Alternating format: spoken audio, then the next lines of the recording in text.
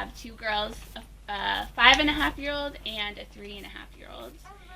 And we all know that no one gives you like an instruction manual when these babies come out, and then they start growing and getting opinions as they, become toddlers. And I think parenting is one of the hardest things that we do. We give so much of ourselves to our children. There's so much, oh man, so much like love that we have for these amazing human beings.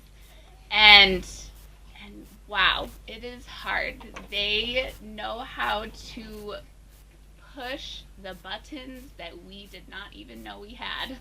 And so,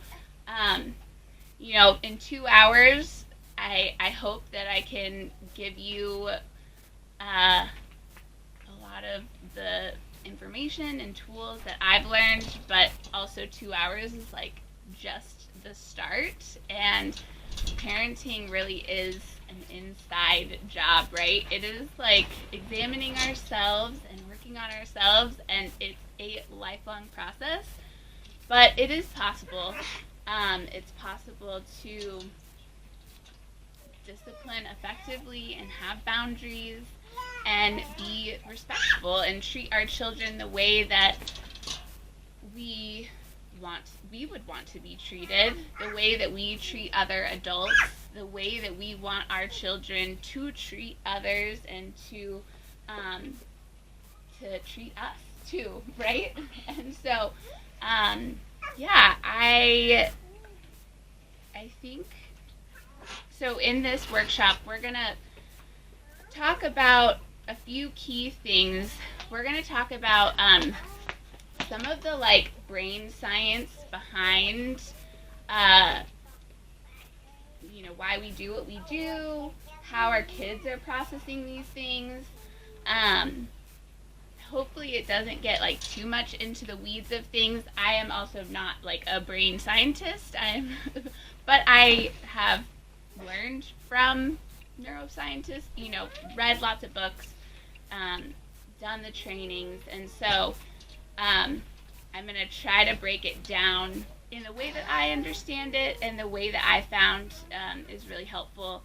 And we're going to see why like yelling, threats, punishment is actually not effective, and actually does the opposite of what we're intending to do. And then we're going to talk about discipline and what that actually is, what that word means, what effective discipline is. We're going to talk about our bodies and how our brains and bodies are connected by our nervous systems, and how that 100% affects us and how we parent and affects our children. And we're also going to talk about effective boundaries. So hopefully we can talk about all that in 2 hours.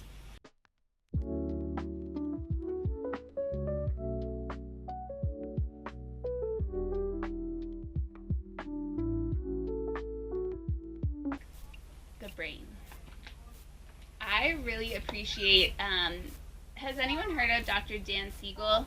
He wrote The Whole Brain Child, No Drama Discipline, The Power of Showing Up, like some of my favorites. He has a really great way of like just simplifying the brain. So he calls it the hand model of the brain. So if you put your hand like this, you put your thumb here. This is the upstairs brain, he calls it, and then this is the downstairs brain. And the downstairs brain is, this right here is the limbic system, and then it connects to the brain stem, which the nervous system connects to the whole body. So the limbic system is responsible for mostly anger and fear. Or it's responsible for all of our emotions, and then particularly the amygdala is responsible for anger and fear. This is where our fight or flight reactions come in. They call this the primitive brain, in that if we're talking about evolution, or how humans have developed, like, this is like the animal brain. This is, if we look at animals, they need to survive, right? So if they sense danger, their body needs to react without thinking through. Hi, good. How are you? No, come on in. Yeah, no problem. Find a seat. We just started. So when an animal senses danger, they need to get out of there, right? Like a rabbit that hears a sound, that hears a fox coming, like, it needs to be able to just go. And so we have that same system of fight or flight reactions, which keep us alive. And we can really maybe relate to this, like, in this situation where, we need to be able to respond to things that are happening around us. And so we need that fight or flight response online. That is what, saves our lives. That's what tells us if we're, when we're in an accident, we automatically just throw our hand, on our child to keep them from, being, thrown, pushed forward. And we do that without even thinking. And so, super important part of our brain, and it's pretty much fully developed at birth. So this part is what is, like, where our children are living. So this upstairs brain is known as the cortex, and it is the thinking part of our brain. It's controlling our emotions and our body. It's what's responsible for learning, decision making, planning, understanding ourselves, empathy, having empathy for other people. It is highly sophisticated, and it is controlling our most important higher order analytical thinking. So our upstairs brain helps us learn. It helps us process information. It helps us plan and make, informed decisions.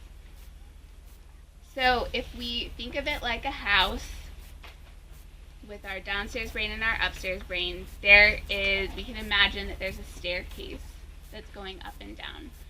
And so that allows us to process, that allows us to process information, even that fight or flight information, and be able to, okay, wait, I don't need to run, I can analyze this, what do I do in this situation?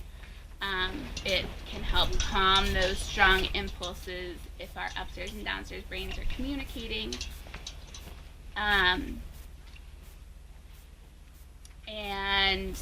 it helps us decide a course of action, just thinking about this situation here in Lebanon right now as things are heating up. I know a lot of people are trying to decide, do we, stay? Do we go for a little bit? So, we're receiving information, we're analyzing that information. So, there's a couple of different things that come to play with our children. And for one, this communication between the upstairs brain and the downstairs brain, for adults, it when we can communicate between the two, it's called integration. And sometimes, I mean, that's something we really need to work on. That's something that like comes through practice, integrating the downstairs and upstairs brain. And there's going to be some things that we're going to talk about, how to integrate those upstairs and downstairs brains. The upstairs brain is not fully developed until mid-20s. So, our upstairs brains they're fully developed. And how often do we get triggered by things? So, just imagining our children who they are living in their downstairs brain. If we think of it like a house, the downstairs is fully furnished. They have complete access to all those fight or flight responses. But the upstairs is under construction. There's maybe no roof. There's, and then, so I think it's really helpful when we understand that and we can adjust our expectations for our children. They literally do not have access to a developed upstairs brain. And sometimes it can be kind of confusing because I think sometimes, like, we're amazed by our children. Like, we're like, how did that come out of you? Like, what are you saying? You sound like an adult. Like, and they can seem so big and old and able to communicate, but we need to remember that it is still under construction. Even if they can access it sometimes, it is impossible for them to be able to access their thinking, learning, logical brain at all times, or even most of the time. So another thing that throws a wrench in their ability to access their thinking skills is what I mentioned earlier, the amygdala. So Dr. Dan Siegel likes to call it flipping our lid. And so another way of putting it is, imagine there's a baby gate at the bottom of that staircase.